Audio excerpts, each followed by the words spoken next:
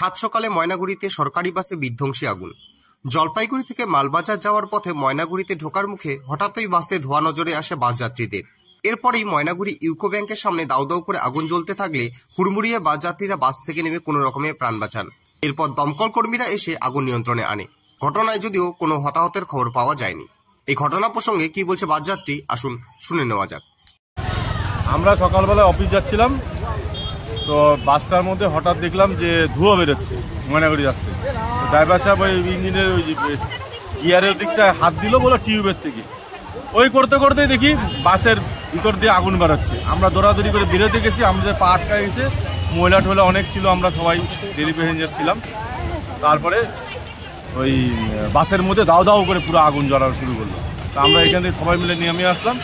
তারপরে তো পুরো বাস আগুন জ্বলে গেল। অল্পের জন্য আমরা জীবনে সবাই একদম চলে যাচ্ছিলাম, অল্পের জন্য বেঁচে উঠলাম।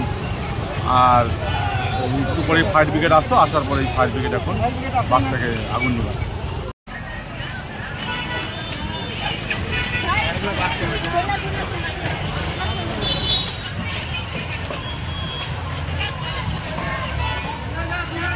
আপনারা দেখছেন নর্থ বেঙ্গল সমাচার, উত্তরের বার্তা, সত্যের পথে।